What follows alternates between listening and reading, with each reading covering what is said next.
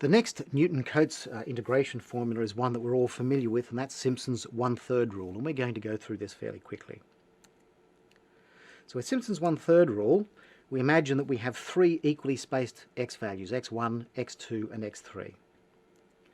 And we have function values at each of these points, f of x1, f of x2 and f of x3. So what we would like to do is we want to fit a parabola to these 3 points. And we're going to call this parabola p of x, and we're going to write it here as ax squared plus bx plus c. That's the generic form for a parabola. So what we want to do in Simpsons 1/3 rule is we approximate the integral of f of x as the area under the parabola. So mathematically we write the integral that we want, the exact integral that we want, is equal to the integral from x1 to x3 of f of x, and that's approximately equal to the integral of the polynomial over the same range. So let's substitute our polynomial in.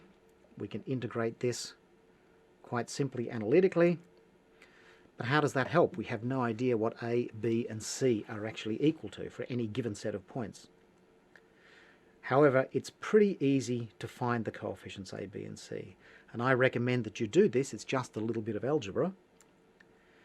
I'm not going to go through the detail here, but it's rather straightforward to show that the integral that we've estimated here using the parabola is equal to x3 minus x1 divided by 6 multiplied by the function value at the first point plus 4 times the function value at the center point plus the function value at the last point.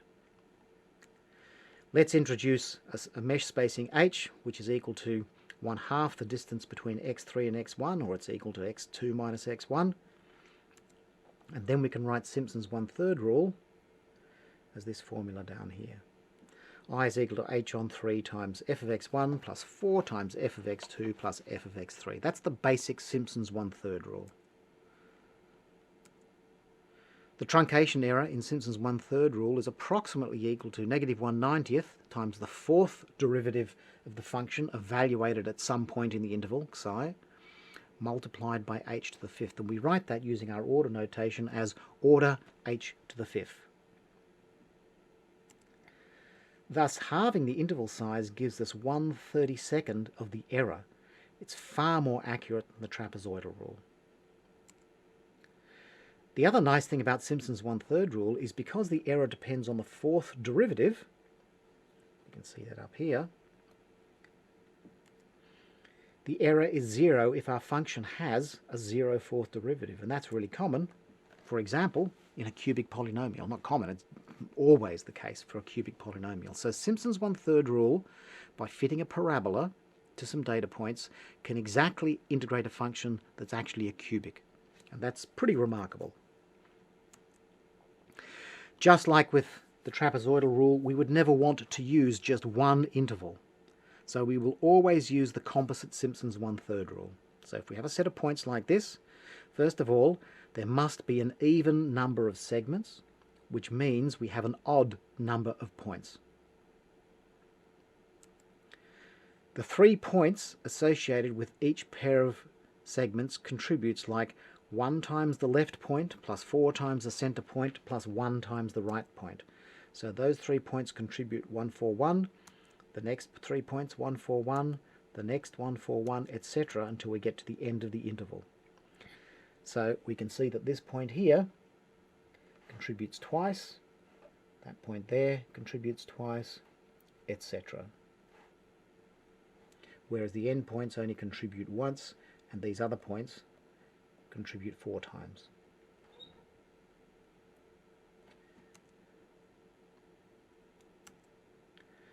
Looking at this pattern then gives us the composite Simpsons 1/3 rule, which is equal to this formula here. It's probably not a bad idea to be able to derive that, or even to be able to remember it. Regardless, it will be available in an exam situation in a formula sheet, but it's useful to understand how this is derived and where it comes from. Let's compare the trapezoidal rule and Simpsons 1/3 rule. So, as was the case with the trapezoidal rule, more segments means smaller truncation error, but more segments means larger round-off error because we're doing more computer arithmetic, and there are always round-off errors. So as in the case of the trapezoidal rule, if we go down and look at the Simpsons 1/3 rule, the error will decrease as the number of segments gets bigger, but it will reach some kind of point where round-off error starts to dominate again, and the error will get bigger. So just like with the trapezoidal rule, there is a limit to the number of segments that makes sense to use. And this is called the precision limit, where this turnaround happens.